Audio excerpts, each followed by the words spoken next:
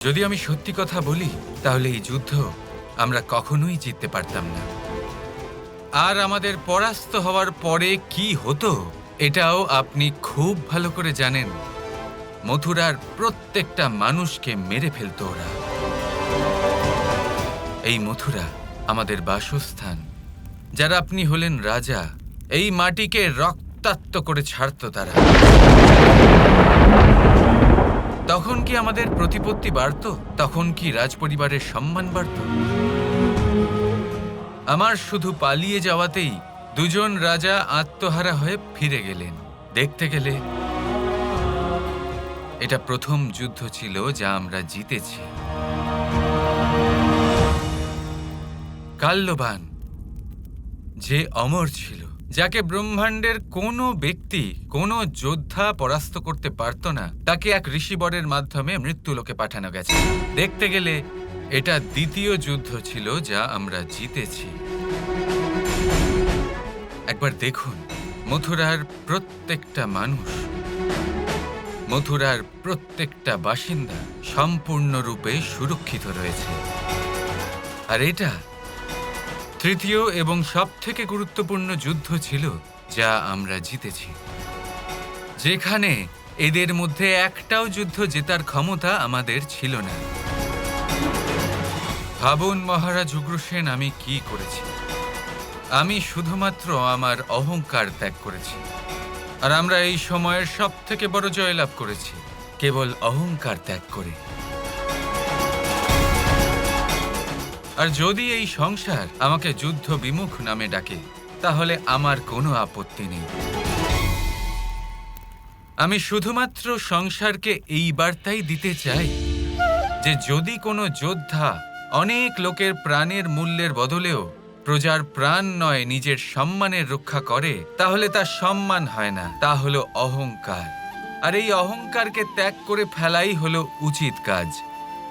যদি এরকম সময়ে, এরকম যুদ্ধে যুদ্ধ বিমুখ হতে হয়, তা কলঙ্ক নয়, সম্মানের বিষয়।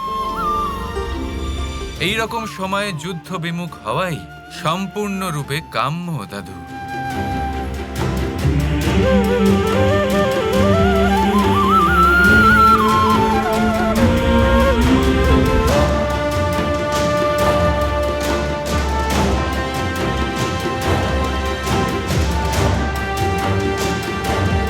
আমার খুব বড় ভুল হয়েছে। যেটা তুমি বললে সেটাই সঠিক, সেটাই হলো উচিত। একজন ক্ষত্রিয়কে সময় থাকতে সম্মান আর অহংকারের মধ্যে পার্থক্যটা বুঝতেই হবে, নয়তো প্রজা এবং রাজ্য দুটোরই বিনাশ হতে পারে।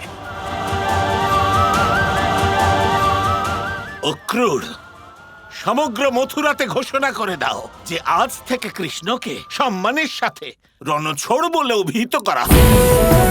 রণছোড় কৃষ্ণে বলো, রণছোড় কৃষ্ণে বলো, রণছোড় কৃষ্ণে বলো, রণছোড় কৃষ্ণে।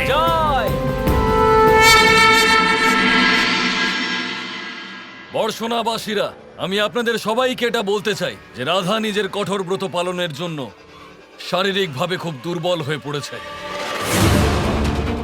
এবং এই মুহূর্তে অজ্ঞান হয়ে আছে। আর ওর সেই প্রিয় সখা কৃষ্ণ যুদ্ধ ছেড়ে পালিয়ে গেছে, আর এতক্ষণে তো মরেও গেছে সে। আর এই কারণে রাধা মানসিকভাবে খুব ভেঙে পড়েছে আর খুব দুর্বল হয়ে গেছে। এই জন্য আমি আপনাদের সবার সামনে এটা ঘোষণা করতে চাই যে রাধা প্রধানের পদ সামলাবার জন্য যোগ্য নয়, এবং আমি আয়ান ওর স্বামী হবার দরুন ওর সমস্ত দায়িত্ব নিজের হাতে নিচ্ছি। তাই আজ থেকে বর্ষণার সকল কাজ আমি সামলাবো।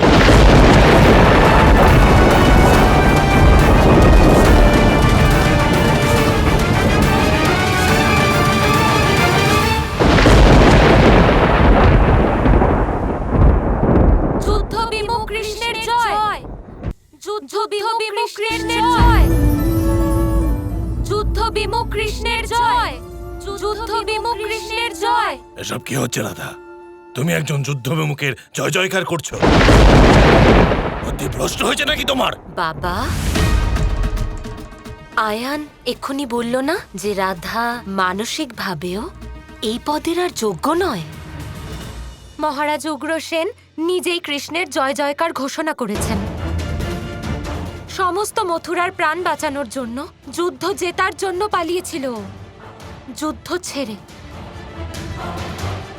কাল্যবান, যে নিজেকে অমর ভাবত, সেও মারা গেছে। সেই জন্য আজ থেকে সম্মানের সাথে চিরকাল কৃষ্ণকে যুদ্ধ বিমুখ নামে অভিহিত করা হবে। কারণ কৃষ্ণ যা করেছে ভালোবেসে করেছে, মথুরার জন্য, এখানকার লোকেদের জন্য, নিজের প্রেমের জন্য। আর হ্যাঁ, কৃষ্ণ যুদ্ধভূমি ত্যাগ করে আমাদের এটা শিখিয়েছে যে সময় এলে আমাদের নিজেদের আত্মসম্মান আর অহংকারের মধ্যের পার্থক্য বুঝতে হয়। যদি আমাদের অহংকার আমাদের আপনজনকে কোনোভাবে কষ্ট দেয়, ক্ষতি করে, তাহলে আমাদের তা সেই মুহূর্তে ত্যাগ করতে হবে। সমাজ যাই বলুক না কেন, কিন্তু আমাদের সেটাই করতে হবে যাতে সবার মঙ্গল হয়। মহারাজ উগ্রসেন এই কথাটা বুঝেছেন এবং তাকে সম্মান জানিয়েছেন। তাই কৃষ্ণ সেটাই করেছে, আপনজনের জন্য এত বড় কাজ করেছে। তাই জন্য আমিও সেটাই করব।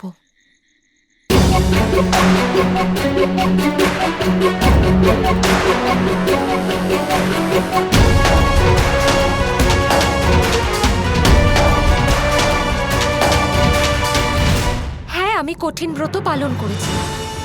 হ্যাঁ, আমি অজ্ঞান হয়েছিলাম। আর হ্যাঁ, আমার শরীর প্রধান পদের দায়িত্ব পালন করার জন্য সক্ষম নয়, কিন্তু তাও আমি নিজের কর্তব্য আর ধর্মের পালন করব।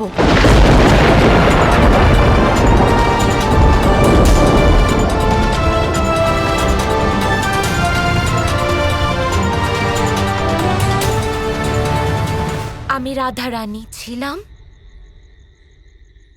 আর রাধারানীই থাকবো।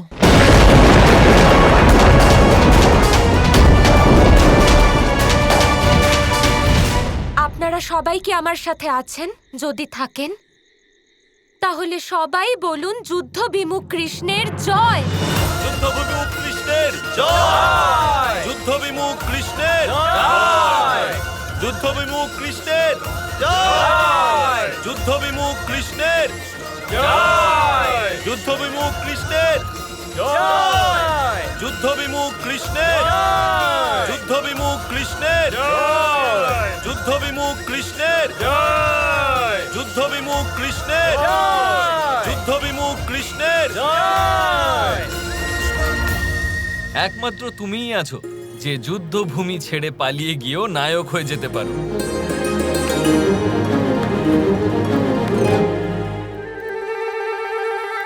আরে, আমি এইটা বলতে চাইছিলাম যে কি যুক্তি দিয়েছো কানাই, তোমাকে সাষ্টাঙ্গে প্রণাম করা উচিত আমার।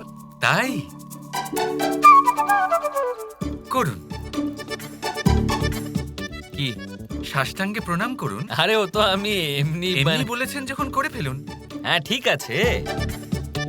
না না না না, কি দাদা, কি করছেন আপনি? এমন কি করে করতে পারেন? আপনি আমার থেকে বড় হন, আমার দাদা, আমার বলরাম দাদা। এটা কি নাটক করছো তুমি? আসলে বিষয়টা হলো আপনার সাথে ঠাট্টা করতে অত্যন্ত আনন্দ পাওয়া যায়। কিন্তু একটা ব্যাপারে তো তুমি আমার কাছে হেরে গেছো কানাই। হেরে গেছে কিসে? মনে করো, তুমি আমাকে কথা দিয়েছিলে যে তুমি ওই শিশুপাল আর জরাসন্ধকেও যুদ্ধে পরাস্ত করবে, কিন্তু এরকম তো কিছুই হলো না। ওরা দুজন তো তোমাকে যুদ্ধবিমুখ ভেবে ফিরে গেল, পরাস্ত হয়নি। আপনি আমার কথা বোঝেননি।